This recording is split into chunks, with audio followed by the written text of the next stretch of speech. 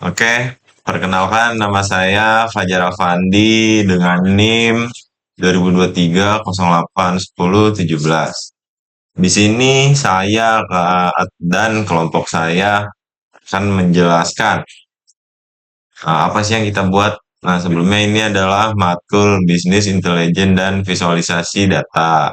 Jadi kita disuruh, kelompok kita itu disuruh membuat ada rekomendasi, clustering, dan lain sebagainya. Nah, kelompok kami tuh mengambil sistem rekomendasi film pada Netflix. Nah, ini PPT-nya. Oke, latar belakang masalahnya tuh apa sih? Nah, di sini pasti kalian tuh sering kan nonton Netflix, nonton film lah. Nah, platform streaming itu banyak banget ribuan kontennya. Jadi pengguna itu sering kesulitan memilih film atau serial yang relevan dengan preferensi mereka. Nah, masalah ini penting. Kenapa? Karena yang pertama itu meningkatkan pengalaman pengguna atau user experience. Terus mengurangi waktu pencarian konten. Nah, misalkan dari kalian mau nonton film nih, terus kayak, aduh nonton film apa ya gue ya? Gitu, pokoknya jadi aneh lah, nggak ngerti. Nah, terus selanjutnya itu meningkatkan peluang konten ditonton atau engagementnya. Nah, selanjutnya ada tujuan dan manfaatnya dari yang telah kita bahas nih, sistem rekomendasinya. Tujuannya apa? Nah, membangun sistem rekomendasi yang dapat mencari tontonan lah yang mirip berdasarkan informasi judul, genre, pemain, sutradara, dan ringkasan ceritanya. Jatuhnya kayak algoritmanya lah. Itu. Terus target target akhir sistemnya itu mampu memberikan daftar rekomendasi 10 tontonan teratas yang relevan untuk sebuah judul. Terus evaluasi performa dibuat dengan ukuran yang mudah dipahami, ketepatan rekomendasi, jangkauan rekomendasi, dan peluang mendapatkan minimal satu rekomendasi yang cocok. Dan seberapa cepat rekomendasi cocok itu muncul di paling atas. Terus ada datasetnya apa aja. Pertama ada sumber data, ada jumlah data tuh total datanya ada 7.700 sekian baris. Jumlah fitur ada 12 kolom dan jenis datanya itu menggunakan integer dan string.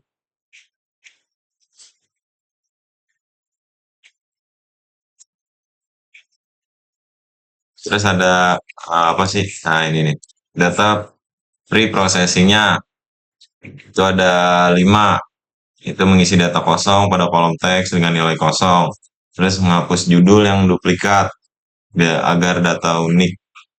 Terus merapikan teks kayak huruf kecil semua, terus hapus karakter yang nggak perlu. Terus menggabungkan beberapa informasi penting menjadi satu, menjadi satu kolom ringkas konten, konten. Membagi data menjadi data latihan dan data pengujian. Nah, selanjutnya ada model. Modelnya ada model A, itu TF IDF plus Gaussian similarity. Itu memberi bobot lebih besar pada kata yang khas dan lebih informatif. Yang kedua ada model B, itu convectorizer plus consonant similarity. Yaitu menghitung kemunculan kata untuk melihat kemiripan isi. Alasannya yaitu keduanya cocok untuk data berbasis teks. Kayak judul, genre, pemeran, dan deskripsi. Terus hasil dari kedua model bisa dibandingkan untuk memilih model dengan rekomendasi paling tepat. Oke, selanjutnya akan dijelaskan oleh Andi Muhammad. Ya, saya akan melanjutkan datasetnya. Datasetnya tuh kita dari Netflix. Kita ngambil dari Netflix. Terus yang kedua jumlah data tuh total datanya tuh ada 7.787 baris. Jumlah fiturnya tuh 12 kolom. Jenis data yang digunakan integer dan string. Terus tampilan datanya tuh pertama tuh ada komposisi jenis konten. Jadi itu movie tuh udah ada hampir 5.000 kontennya dan TV show tuh ada 2.000 jenis kontennya. Jadi kita di situ tuh ngefilter lah mana movie dan mana TV show. Di sebelah kanan sini juga ada 10 genre paling sering muncul. Nah, ada international movie, drama, komedi dan lain-lain. Jadi misalkan kita nge-search-nya yang genre film yang paling seru, nah nanti bakal yang paling atas tuh bakal ada international movie-nya. Kita tuh mengambil data set tuh dari sini. Terus yang terakhir tuh ada distribusi tahun rilisnya. Jadi kita tuh ngambilnya tuh yang paling terbaru dan yang paling yang terlaris. Ini kita bisa tampilkan yang paling awal tuh tahun 2020 dan yang paling terbaru tuh kita ngambil dari tahun 2020.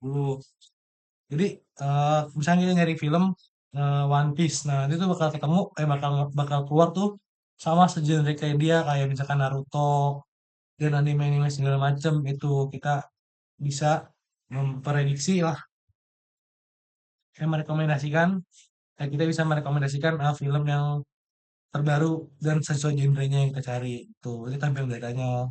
Terus data processingnya tuh ada pertama tuh mengisi data kosong pada kolom teks dengan nilai kosong, terus menghapus judul yang diduplikat agar data unik gitu. Kayak misalkan judulnya tuh ada nomornya di belakangnya 102 atau 103 biar nggak ada apa namanya, biar nggak ada kesamaan gitu. Jadi misalkan nyari ada langsung juga. Terus yang ketiga tuh merapikan teks huruf kecil semua, hapus kata yang tidak perlu. Yang keempat tuh dia menggabungkan beberapa informasi penting menjadi satu kolom ringkasan konten, membagi data menjadi data latihan dan data penguji. Nah, kita memakai kita lanjut ke model. Kita tuh model A tuh memakai RF, IDF plus function similarity memberi bobot lebih besar pada kata yang khas dan lebih informatif. Model B convectorizer plus function similarity menghitung kemunculan kata untuk melihat kemiripan isi. Alasan kita memilih dua itu karena keduanya cocok untuk data berbasis seperti judul, genre, pemain, dan deskripsinya. Yang kedua, hasil dari kedua model bisa dibandingkan untuk memilih model dengan rekomendasi yang paling tepat. Nah, kita lanjut ke pelatihan modelnya, itu interpretasi hasil evaluasi model. Yang pertama tuh model terbaik berdasarkan ketepatan rekomendasi bahwa model B adalah frekuensi kata. Ketepatan rekomendasi 0,9392. Jangkauan rekomendasi itu 0,0116. Peluang pendapatan minimal satu rekomendasi cocok adalah 0,994. Kecepatan item cocok itu adalah 0,967. Bisa dilihat contohnya tuh ada di sebelah kiri ada di gambar-gambarnya, ada diagram-diagramnya juga. Nah, untuk visualisasi dan interpretasi bakal dilanjutkan oleh teman saya, Andi Muhammad Nova Ramadan.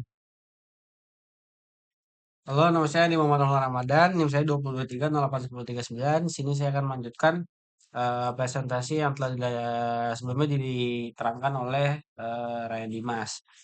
Sebelumnya kita udah ngasih lihat tentang hasil pelatihan model, tentang model yang kita gunakan. Lalu ini kita masuk ke visualisasi dan interpretasi dengan convection matrix. Oke. Di kelas 1 ini cocok, itu untuk kelas 0 ini artinya tidak cocok atau tidak relevan.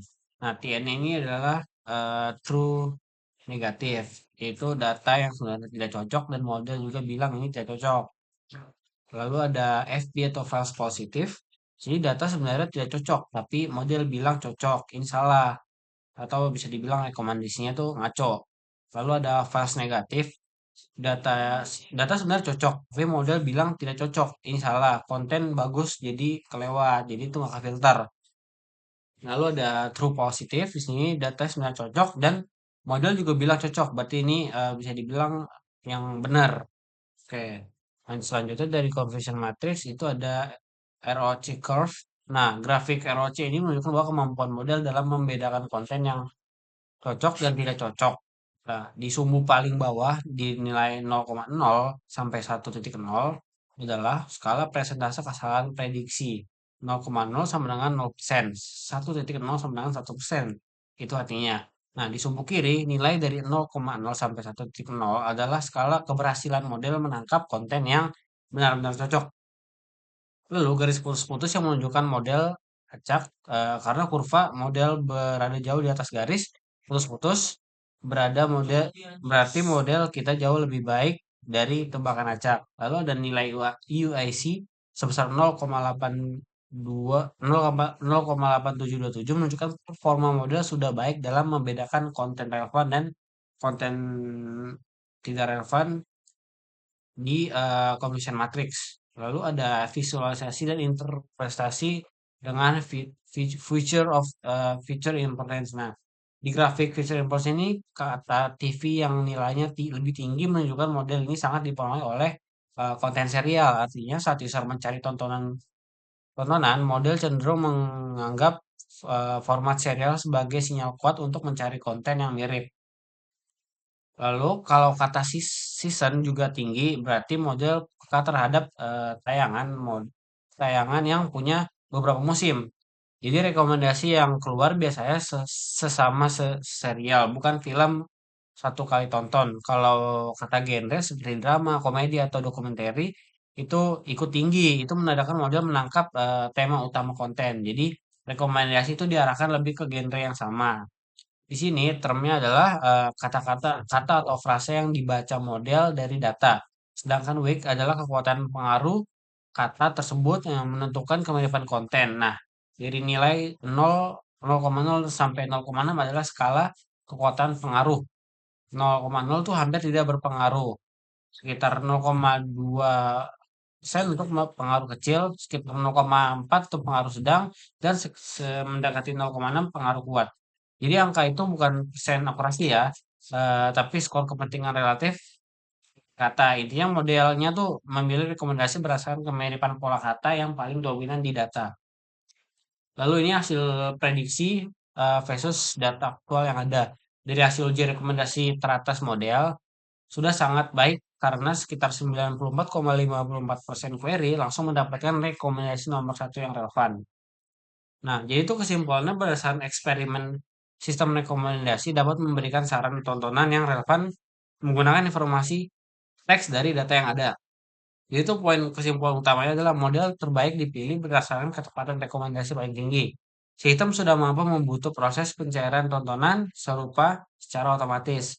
Lalu pengembang lanjutan dapat menambahkan data riwayat, tontonan, dan rating pengguna agar rekomendasi mungkin eh, lebih personal ke seseorang yang mungkin menyukai genre-genre yang lain. Oke, kita lanjut ke bahasanya. Nah, pertama itu kita ke paling atas di mana kita harus nge-load beberapa library dari Python-nya. Nah, di sini kita pakai RE, NumPy. NumPy itu kita kasih nama les itu NP biar agar gampang untuk di selanjutnya. Lalu ada Pandas sebagai PD, Cybern sebagai SNS dan Metaplot ini sebagai kernelnya. Oke, pertama kita install dulu karena udah keinstall jadi untuk pemrosesannya itu 0,0 second karena sebelumnya datanya sudah ada. Nah, di sini tuh kita ngebaca si file Netflix CSV ini dan kita bikin sebuah print dan menghasilkan sebuah tabel kecil. Kita jalankan dulu. Oke, sudah jalan dia menghasilkan beberapa kolom seperti show ID, tipe dan sebagainya dan menampilkan beberapa tipe seperti string dan integer karena data kita tuh cuma ada dua yaitu string dan integer. Nah, ini ada sampel datanya seperti user satu nih nontonnya tipe TV show, lalu ada yang lainnya juga. Nah, ini visualisasi ringkasnya dengan jumlah konten yang ada, lalu ada jumlah data kosong per kolomnya. Jadi di direktor ini banyak yang kosong lah datanya.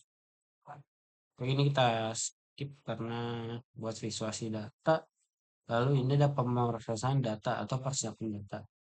Nah, di sini tuh dia tuh kayak mencari lah beberapa data yang memang kosong atau gimana. Nah, setelah kita cari dalam 7.787 baris, ternyata hasilnya nihil untuk yang kosong.